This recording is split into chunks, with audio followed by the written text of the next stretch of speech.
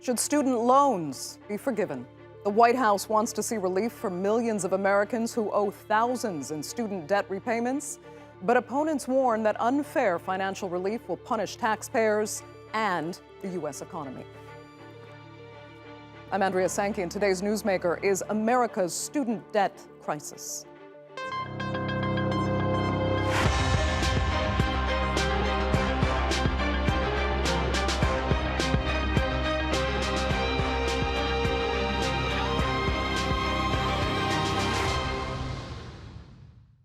Talk to an American politician, and there's a good chance they'll argue that the solution to many of the country's problems is in education.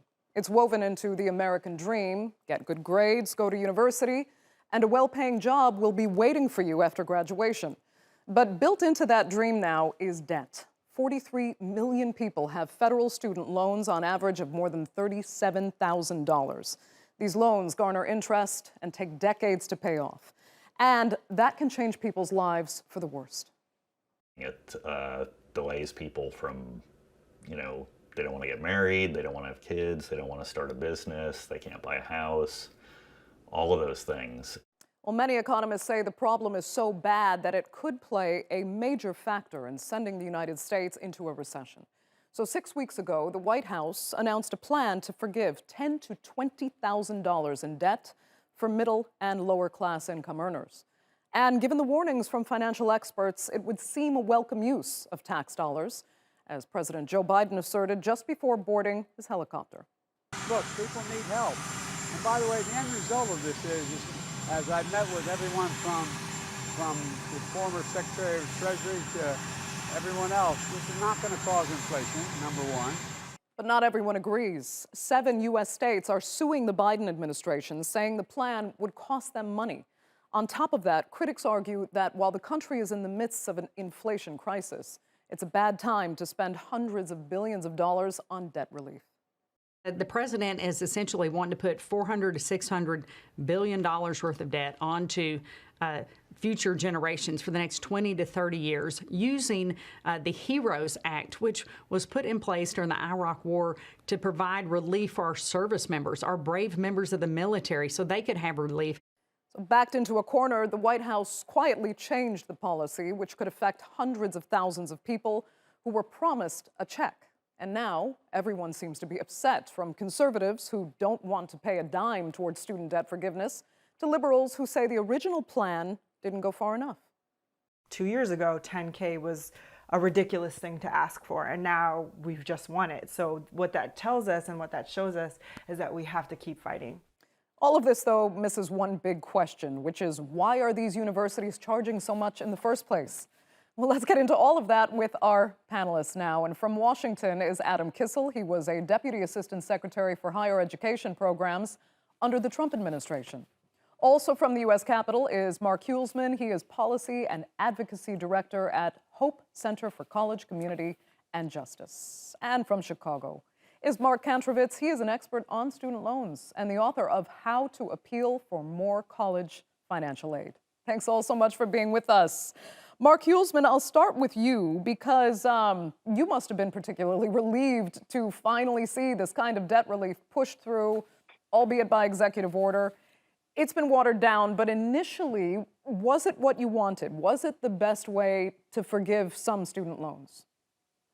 Sure. I think relieved is actually a really good word to start this off with. Folks have been asking for years for both the president and Congress to address what has become a student debt crisis in the United States. So when the president announced in August that he would cancel up to $10,000 of debt for most federal borrowers and up to $20,000 for low-income borrowers, I think those of us who have been pushing it, but also the borrowers themselves, millions of borrowers feel a tremendous amount of relief. So I don't think we can overstate what this means for millions of people. There really are so few opportunities with the stroke of a pen to change the financial lives of tens of millions of people and to provide real relief for working and middle class folks. The Biden administration, by designing it the way they did, there will be an application process. We're going to have to implement this correctly and make sure that as many folks know about it as possible. But this is going to target relief at middle class families, at working class families who have struggled the most with student debt. Okay, but as you know, it's come up against some resistance, not least in the form of lawsuits. The Attorney General of Arizona is one who's filed a lawsuit against the Biden administration. I just want to listen quickly to what he had to say. It's fundamentally unfair to a lot of folks that saved, that did everything they could do to pay for their own college, to have someone like the President of the United States unilaterally just basically transfer billions, tens of billions, maybe even $1 trillion of wealth from one group to essentially an upper middle class group. So Mark Kantrowitz, I'll come to you. I mean, is there a fairer way to do this? Well, if the forgiveness were targeted at borrowers who are experiencing financial distress, that would be a fairer way. Though I think what we should be doing is increasing the Pell Grant, because that is very well targeted at students who are experiencing low income. And it also has the side effect of reducing debt at graduation. It increases college access and increases college graduation rates. Okay. Mark Huelsman, do you agree there? So I think we can absolutely have a discussion about college affordability and increasing the Pell Grant. And a lot of folks who are in favor of what the president has announced and, in favor of debt cancellation are certainly open to ideas around doubling, tripling the Pell Grant, including programs to make, return to a system where college was basically debt free to begin with, right? So I think we can have those discussions, and I imagine we will have those discussions ongoing. But I think that's not mutually exclusive from, having a conversation around righting the wrongs of the system that we had in place, right? College used to be free. I mean, you played that clip from Arizona. College in Arizona, for those who quote unquote had saved, as the Attorney General had said, was much, much cheaper for generations of students. For the last one or two generations of students, it has become a debt bomb, basically. It's a completely different system that folks have had to go through. Folks have saved for college. Folks have worked their way through college and still end up with tens of thousands of dollars of debt at the end of it. So I think that's sort of important to keep in mind in this debate. Right. Let me turn to Adam Kissel then, and you tell us what you think is so wrong with student loan forgiveness.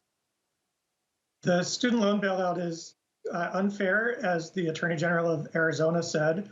It's unlawful. The executive branch doesn't have the authority to do it in the first place, and it's very, very expensive. The total plan could be $1 trillion. So it's unfair because while we might be helping tens of millions of borrowers, they, by definition, can afford their loans because they could be on income-driven repayment, which by definition is affordable because your payment is driven by your disposable income. Meanwhile, 100 million taxpayers are being asked to bail out the other 40 million. And then there's all kinds of arbitrary and capricious decisions by the executive branch, even in the implementation and the plan so far. For instance, if you're a college freshman, you get $0, and your older sister is going to get $20,000 if she's on a Pell Grant.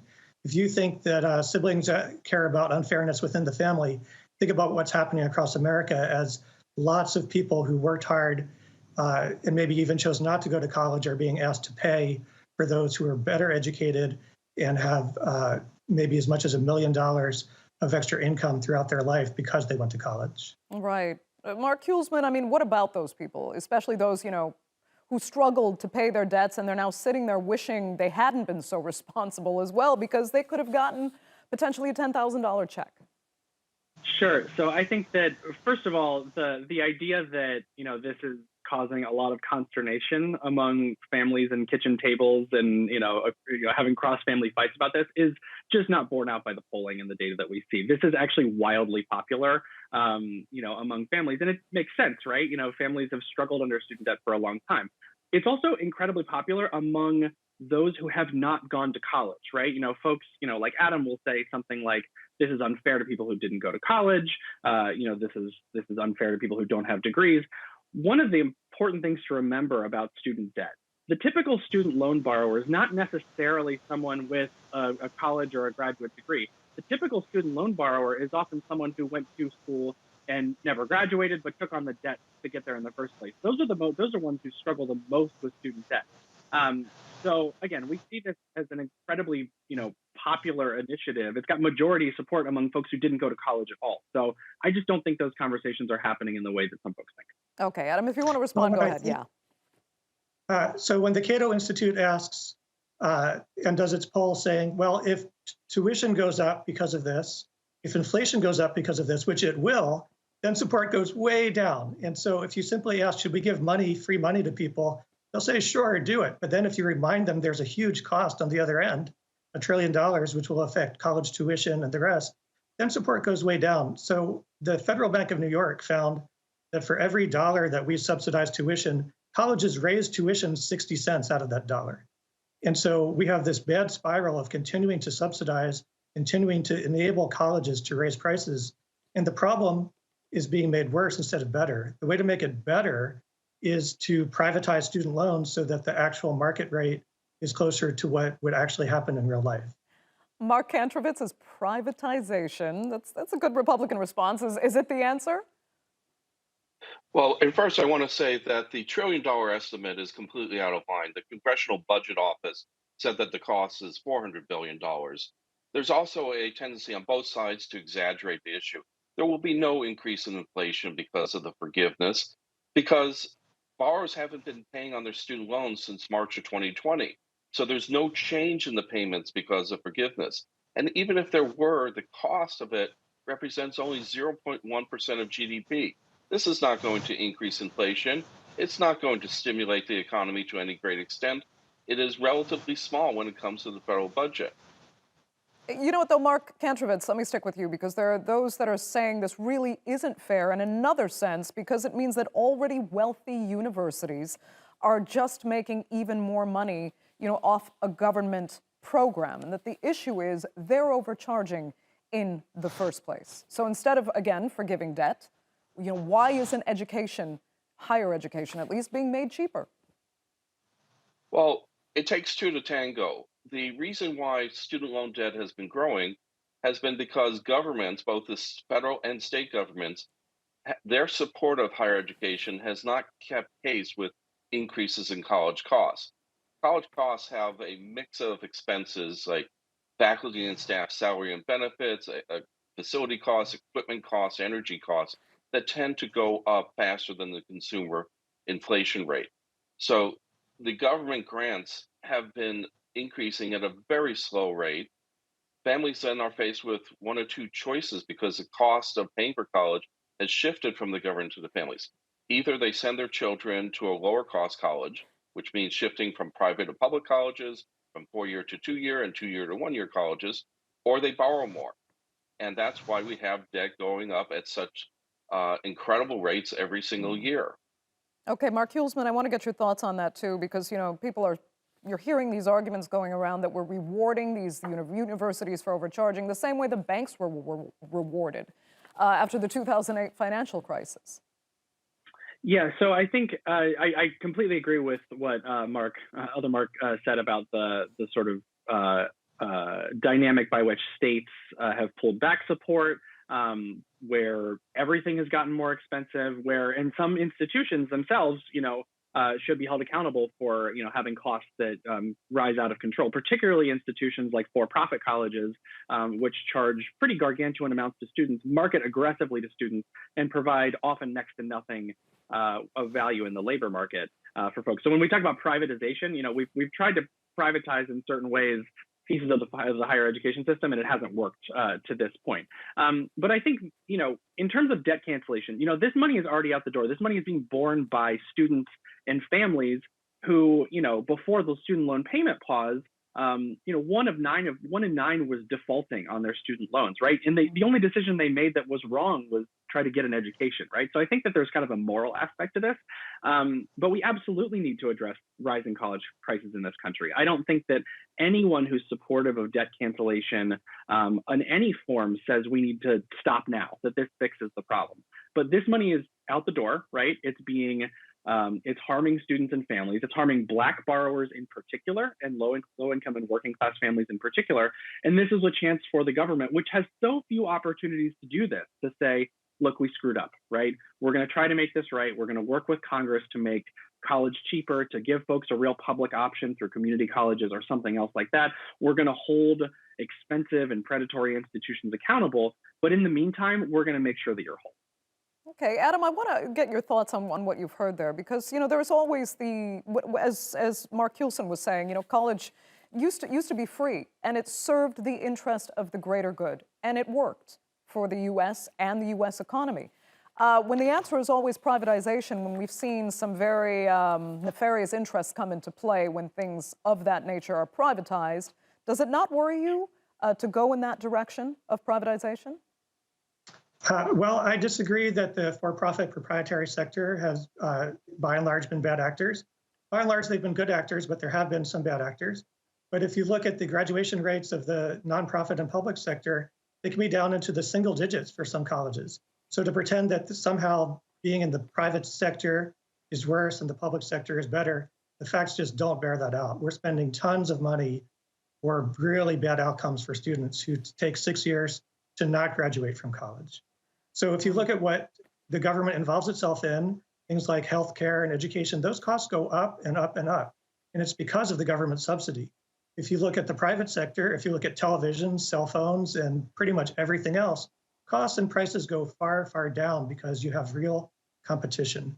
We don't have competition in the right way in the student loan market. So having an actual market for student loans would actually be smart. It would right size higher ed. You would have more people choosing two-year colleges instead of four-year colleges, getting out and starting their lives in the workforce with a much better life, and actually finish the degree. Okay, since you're talking kind of about the wider economy, Adam, I want to ask you this and some of the parallels you're drawing. There had been some economists saying massive student debt in the U.S. was actually a bubble that would eventually take the economy down with it when it burst. But interestingly, Michael Burry, one of the hedge fund managers who we know predicted the subprime loan crisis, has now said, and he was calling it a bubble before, but he's now said that providing student loan forgiveness is like giving sugar to a baby. They want it, they love it, but it doesn't end well because he says this is simply too much stimulus. I imagine you agree there? I partly agree. The bigger issue related to that is the moral hazard. So if you make loans easy, if you have easy money for going to college, you have a lot of people who shouldn't be going who then go, people who shouldn't be taking out as much debt, taking out more debt, and colleges saying, okay, we'll take all your money and we'll raise prices again. So by making debt forgiveness happen now, we're encouraging a lot of pressure for there to be debt forgiveness in the future, and not just in higher ed, but in other areas as well. And what we're not supposed to do in a free economy is pick winners and losers, but that's what we're doing. Mark Huelsman, is there a moral hazard here? I think it's quite remarkable, something that Adam just said about, what we're doing is saying those who shouldn't go to allowing those who shouldn't go to college go. I want to sit with that for a second, because what does that mean? When we cut off access to financing for higher education, all low income and working class families are doing is trying to cobble together the resources that they possibly can to follow their dreams and get training or education, whether that's technical training or workforce training or studying whatever they want to do or starting a small business. That is literally the American dream, right? So I am under no illusion that we have problems in our student loan system, that we need to, ensure that institutions and universities and states, tango, as Mark said, on funding and properly making sure that we have the resources available to students. But what Adam is proposing is that fewer people go to college, and we know who those people are going to be if we cut off any sort of financing for students, right? If we cut off, resources for students, that's low-income students, that's students of color, and that's working-class students. That is not necessarily the system that I think we should design. And the way we are at our best at this country is providing opportunity to everybody. Adam, I'll let you reply quickly. Go ahead. Sure. So community college, two-year colleges are free or almost free all over the country. So we have basically universal access for anybody who wants to go. So we do have far too many people going to four-year colleges. It's true, and we see it in the graduation rates. People are going into a lot of debt and are being persuaded, often by the left, that everybody should go to college, whereas the reality is too many people are going. Looks like you disagree. Yeah, Mark Huelsman, I can see you disagree, but there is, Mark, I have heard that before, that, people go to college to obtain degrees at great cost that really don't serve them in the workplace.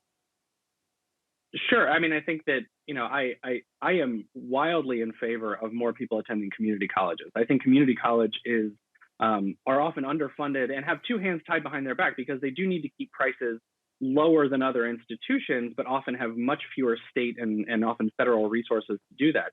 The idea that community colleges are free is a relic of a former era. Average debt at community colleges, I believe 4 in 10 students who get a 2-year degree at community colleges take on debt. So the costs, particularly the non-tuition costs of community college, are rapidly rising and burdening families. So that's again why debt cancellation and why ensuring that student loan borrowers are made whole again is going to help a lot of folks. Right? There are a lot of folks who went to community college who never really should have had to take on debt in the first place, but are going to be helped by the Biden plan. Mark Kantrowitz. Well, the debt is very low for community college. If you look at the debt to income ratio 2 years out, community colleges, last 4-year colleges out of the water. They don't have as much income, but they have far, far less debt. Exactly. I think that's, yes, and which is why we should That's your point, continually Marcus. encourage investing in them. Yeah. Well, and also the students who go to 4-year colleges tend to be the wealthier students. There's a continuum where low-income students are forced to go to the community colleges because they can't afford the cost of a 4-year college. And so you end up with something that is not a meritocracy because the wealthy don't have a monopoly on intelligence. And so we're not making the best use of our resources, which are our people. We should be investing more in our people because that's the future of the nation. It benefits the individual through greater income. It benefits the government through greater income tax revenue. Someone with a bachelor's degree pays more than twice the federal income tax of someone with just a high school diploma. And in fact, it is the college graduates who will be paying for this forgiveness to a much greater extent than people who didn't go to college. Mark Kantrowitz, let me ask you this. I mean, looking from the outside in, people who don't grow up in the United States and other developed countries where education is much more highly subsidized or indeed free, they wonder if Americans are just too comfortable with debt and that the U.S. has a habit of rewarding what in other countries might be seen as just kind of irresponsible spending and this encouragement for people to just keep taking on debt as if it is the wisest investment you can make. Well, debt is cheaper to the government than giving grants, and that's why the government prefers to award more financial aid in the form of loans than in the form of grants. Middle and high income students don't like debt, but it doesn't stop them from enrolling. The prospect of borrowing more than your parents earn in a year to pay for your education has a chilling effect on the enrollment of low-income students. And to some extent, we don't really have a student loan problem so much as a college completion problem. If your total debt at graduation is less than your annual income, you can afford to repay the student loans in 10 years or less. The students who graduate, who drop out of college, are 4 times more likely to default on their student loans than students who graduate. And people with bachelor's degrees and bachelor's degree programs, it's 95 times more likely to default if you drop out than if you graduate. They have the college dropouts have the debt, but not the degree that can help them repay the debt. So we need to find more ways to help students reach the finish line to graduate. That will solve most of these problems on its own. Okay. Mark Huelsman, earlier you were alluding to issues of how this student debt actually affects race disproportionately in the United States. Tell us a little bit more about how that factors in. Yeah, so, typically if you look at the data, Black households and Black borrowers have to borrow far more for the same education as white households. And that is, there are historic and structural reasons for that. It is, it's part of, what is a pretty disgraceful racial wealth gap in the United States. So, not only do Black borrowers and households have to take on more debt at every type of institution, whether we're talking about a community college, a 4-year public school, a private college, what have you. They also take a far longer time having to pay off that debt, right? So one study that I did a few years ago looked at the amount of debt folks have about a decade after they start college. And we found that the typical Black borrower owes more on the debt they took out more than they took out about a decade later. White borrowers are typically able to pay off a good chunk of their debt in that time, and that's due to a number of things, right? That's due to wealth and saving beforehand. That's due to labor market conditions that reward Black workers at far lower rates than white workers. That has to do with home ownership rates. That has to do with any number of things that historically we have not addressed in the U.S. in terms of rates. So, that's where the debt forgiveness sort of makes a down payment on addressing some of these disparities. Okay. Adam, I can give you the final minutes to respond to what you've heard. Go ahead. Sure. So when you make a racial classification, you need to meet strict scrutiny in the executive branch.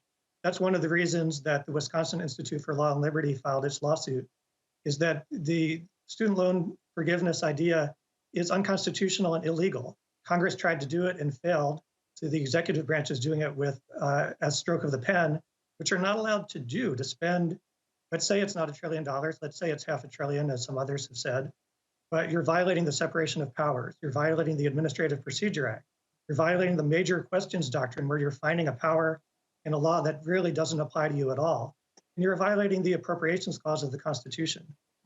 So the arbitrary and capricious decisions by the current administration really have been unconstitutional, not just unfair and very expensive.